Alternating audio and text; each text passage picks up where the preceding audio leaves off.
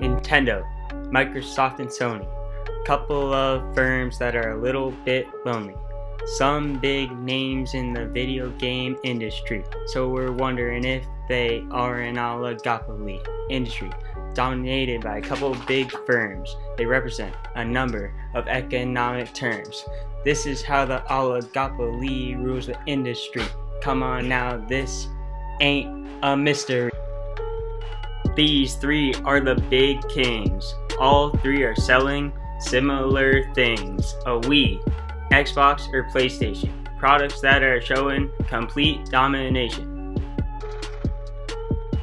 Firms closely watch each other's moves, making sure that their profit improves. Microsoft's made $30 billion in revenue.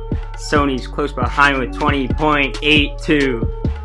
All three compete in price wars, trying to figure out who can conquer the stores. Microsoft and Sony each selling games for 60, but Nintendo is riding low with the 50. The demand for games is high, but the supply is low, which creates a shortage and disrupts the flow. Only 400,000 consoles released. Consumers were angry, so their demand increased. Now let's not forget about price leadership to make sure they keep their game membership. Sony set a price of $60 for PSN, then Xbox Live came out and followed the trend. Advertising was something we never saw before, until Nintendo's Play It Loud campaign in '94. Oh, excuse me, can't forget about Sony coming out with the campaign called The One and Only. Firms agree to play a certain strategy to win over a hot consumer like Emily.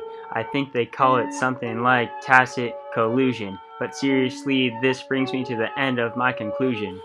National health care for the nation. Follow in many countries that are Asian. Tax brackets rise, consumer spending falls.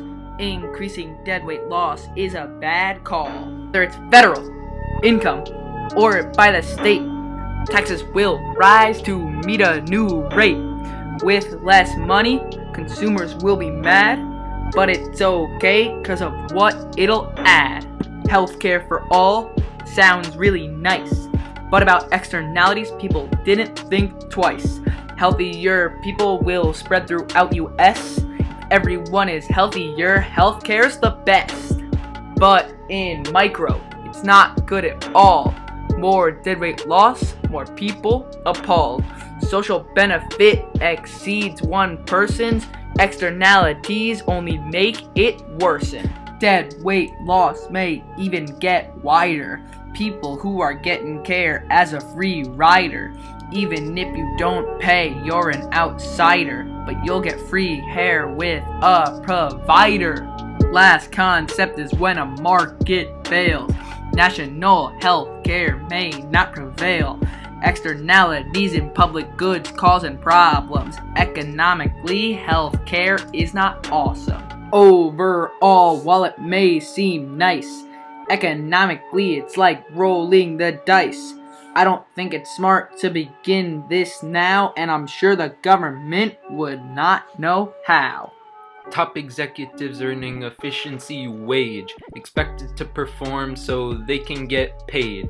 People wondering if they deserve millions, working for companies that are racking in billions. They maintain supply and demand, trying to make a name for their brand, doing as much as they can. Staying at market equilibrium is their big plan. They can't produce too much of their good, or else price will go down, and that's understood. If they produce too small of an amount, price will go up, and they'll take that into account.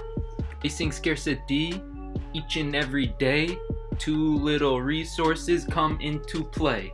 Time, experience, and talent is a need. All of these factors improve the company.